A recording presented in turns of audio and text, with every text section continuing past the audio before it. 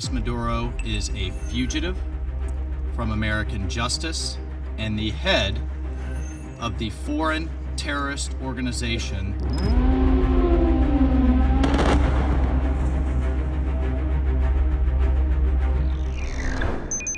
Under international law, there simply is no legal right in these circumstances to use military force against another sovereign state. So any use of military force for whatever reason, if to kidnap an individual, clearly is unlawful under international law. The way to bring a wanted person, and President Maduro of Venezuela has been indicted in the US, the way to bring him before courts in the United States is to use the extradition process. That is a well-worn international legal method to lawfully bring an accused person before the courts of another country. That's how due process works. That's how the human rights of all persons involved should be respected.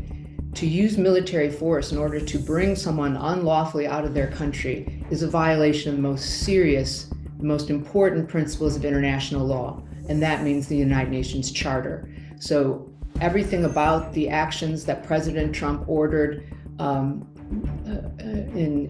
with respect to Venezuela have been unlawful. Indeed, they've been unlawful since early September, when the president started authorizing attacks on small boats in the Caribbean and then the Pacific.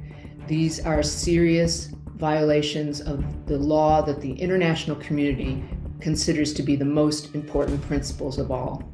If the United States wanted to use military force against Venezuela in this situation, where Venezuela has not carried out a major military attack on the United States, then the only way it could do so would be to get a United Nations Security Council authorization.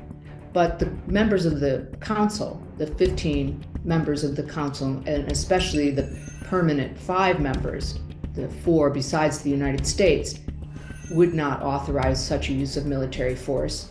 All of them know. And when we're talking about the democracies as well, France, the United Kingdom, they would not approve of this kind of military action. The Charter makes it clear that using military force has to be for the most serious goals of international law. It's very unlikely that the Security Council would ever again authorize that kind of high-level engagement of military forces in a sovereign country aiming at regime change. So it's completely unlikely that the United Kingdom, France, Russia, or China would authorize what the United States is doing in Venezuela today. It further weakens the prohibitions on removing someone from a country unlawfully, and it further erodes and creates more weakness in our respect for the most important principle, the UN Charter prohibition on the use of military force. But those principles, both of those, the right of a person to due process and the right of countries to be free of military force, are so important, so ancient.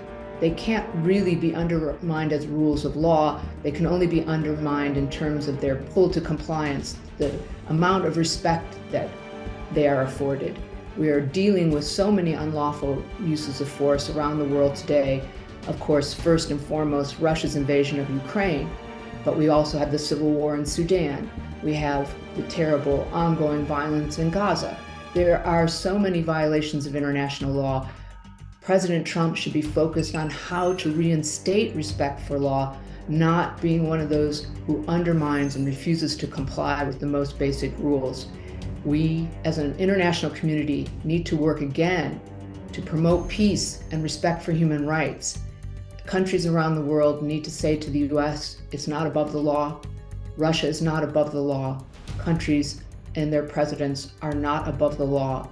The law is the common bond of the international community. It needs to be respected, even in the case of people like Maduro, who I have no kind words for. But I do say that he, like every human being, deserves respect for his basic human rights.